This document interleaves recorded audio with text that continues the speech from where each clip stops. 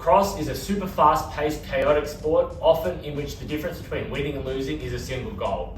This is why it's critical that we maximize our efficiency and therefore ability to perform regardless of whether we're fresh or fatigued. As I work with a range of different athletes and skill levels, I see all different types of shooting motions, but generally I'll categorize them into two different camps. Camp 1 being a more muscular-driven action style of shooting, Camp 2 being more of an elastic-driven style sort of shot. So, what are the differences, you might ask? A muscular-driven shot is going to be a little bit more of a pushing action. It's going to be me trying to push the ball out of my stick with a lot of force. So, what this leads me to do is to generally sort of tighten up a little, try and use my muscles to create a high amount of tension and therefore force, and really like snap the ball out of that stick there. This can be both a pro and a con. The pro being that I'm able to get a high amount of effort into this shot and therefore a lot of force into it, in the sense of I'm stiffening up and creating that force. But it also works against itself in the sense of by stiffening up, I'm actually impeding my force transfer. As you can imagine, this decrease in force transfer is quite undesirable, meaning that we're using a higher amount of effort for a lower output there because it's not all smoothly being transferred through. On the other hand, you have an elastic shooting style, which is going to have me be a lot more relaxed through it, draw my energy up from the ground and sort of try and let it pass through me a lot more fluently. This allows both my floor of the movement in the sense of I'm putting as minimal effort in as possible. That allows it to bring it up because I'm efficiently transferring all that force through. It doesn't need to be a great sum if I don't block myself at any stage of the way. The analogy of cracking a whip fits perfectly here as well. You imagine that I don't have to put a massive flick into it for the end result of that whip to have a massive snap to it. As it's building as it goes along and there's no blocking in the transfer. Generally the way that I see it is a lot more of the beginners and sort of people that are new to lacrosse and rotational sports in general fall more into the muscular driven sort of perspective there, whereas more efficient people or people that have participated in like rotational based sports before fall into that more elastic style there.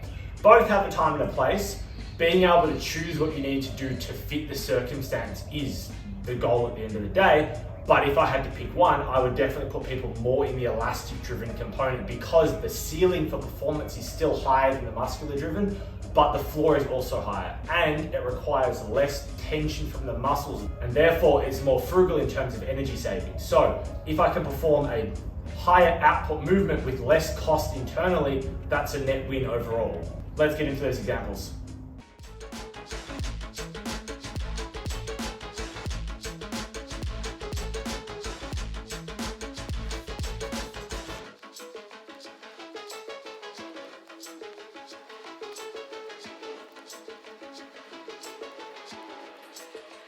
Now I want to touch on some drills that I find to be able to help get the sensation of using our body to torque and rotate through rather than trying to push and shoot with my hands.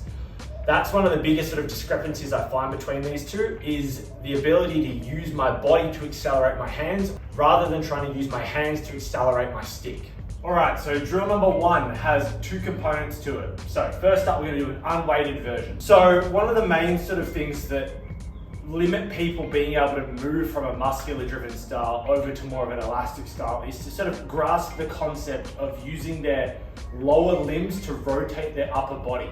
So a lot of people, as you'd imagine, basically would set up for a shot, straight on and push straight around. Really trying to use their upper body to snap that stick straight forward and point where they're shooting there. What they're missing out on there is the ability to use their feet and hips to generate rotational torque that then gets sent up the body and out the hands. So what I like to try and give them that sensation of that feeling that we're looking for is what I call an inside to outside rotation drill. So from here, I'm aiming to rotate from the ground up. So I'm starting with my feet, moving up to my ankles, knees, hips, spine, shoulders, and out my head. And aiming to get from maximal rotational range one way, pause at the end, maximal rotation the other. And aiming to float between these 2 points whilst very relaxed. So what it would look like in slow-mo is I'm starting from the bottom, twisting to the outside of my right foot, inside my left foot, get it as far as I can sort of feel there, and coming back the other way. All the way, all the way. So as I drift out to my right here, I want to keep the weight on the outside of my right foot and bring it to the inside of my left. That'll allow me to get much further than if I try and keep both planted. You imagine here is both planted, here is allowing myself to rotate to max range. So get all the way around.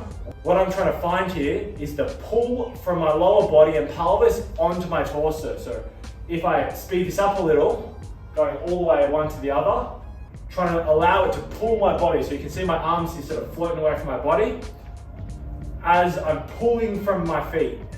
It may sound a little weird, but if you get up and try this drill, you should be able to feel that sensation of I'm talking from the bottom up. I'm not twisting my hips into my feet. I'm allowing my feet to dictate my hips. This progresses us perfectly into part 2 of this drill, in which I add a little bit of a weight component to this and still try and feel that same feet up approach of rotating my body there. This is a great drill that I originally found from Javelin Anatomy, a javelin-based trainer out in America. Great content, worth follow as well, look him up. What this is, it's basically called a figure 8 drill. So essentially I have 2 5-kilo plates here. What these are doing is basically providing a little bit of extra feedback for my arms as the end result. Because you imagine, it's all well and good if I can feel my feet wanting to torque my hips, but if I can't have that transfer up, out my body and out my arms, it's a lack of segmentation there. It's a kink in the chain, if you will. So how I'm gonna start this is both by my sides. I wanna imagine I'm twisting to my right and then twisting and bouncing, catching. Twist, twist, catch. Twist, twist, catch. So this motion should all be driven from my feet. May look a little weird in terms of my arms just swinging, but my arms are basically relaxed aside from the catch there when I'm in that almost shooting position. But it all starts with the feet and hips. If I'm lacking any tension along the chain, I won't be able to hit these positions. It might look something like that and I'll dip that arm because I don't have enough tension through that side of the body. All right, drill number 2, tail is perfectly on from drill 1 there, and now we're adding a stick in our hands. So what I'm doing is I'm getting a resistance band. Medium to heavy is probably ideal, but feel free to start somewhere in the medium to light. Doesn't make a huge difference. More so just enough that you're not moving it like butter. What I'm doing is I'm then looping the end around the sort of throat end of my stick there, right at the top. So what I should be doing is now setting up in a shooting style position here. And what I'm aiming to have happen is I'm setting myself in this nice shooting lunge, stick nice and high, probably want that a touch lower actually. Something around sort of mid-chest level would be ideal. Setting up in a shooting style position. So I'm setting myself perpendicular to the target. So if I'm shooting left-handed down this direction, my feet are pointing this way. Setting myself in this stance, basically ready to go. And what I'm trying to get the sensation of is twisting my feet here, but keeping my hands where they are. So as if I'm basically winding up and starting that snap and able to torque that stick. So what this is essentially teaching my body to do is to be able to draw energy from the ground up without actually having my hands move yet. So I'm practicing the correct sequencing of that energy transfer. Starts at the floor, comes up, pelvis moves there. Nice good snap, but my hands aren't even moving it. So as this progresses, a bit of an advancement on this drill can be putting a bit of tension into the band. So you imagine if I'm really trying to load into that band there and have those feet twist, what that's doing is it's making sure there's no weak links in that chain as I come up that body there. Oof. Those 2 drills are ones that I find invaluable for really sort of getting that sensation of using the feet and the hips together to generate that torque from the ground up, rather than that straight back and forward linear action of just trying to snap the stick with my arms. Because as you can see, like proper force and energy basically gets drawn from the ground and the body is just a vessel that it gets sent through there. So me trying to create it and then expel it, it's quite inefficient. We're not getting our maximal performance, and therefore the result is generally going to be somewhat suboptimal compared to what we would be able to do if we had those mechanics really refined in, that efficiency as high as possible. As always, if you guys want to see a follow-up to this, whether that be some more sort of mechanic breakdowns, some actual footage analysis, or some more like on the field, sort of on the pitch training drills that you can employ in your own time, let me know. I want to keep you guys getting better, leveling up, and just understanding movement a bit better as a whole. Keep it real, keep training.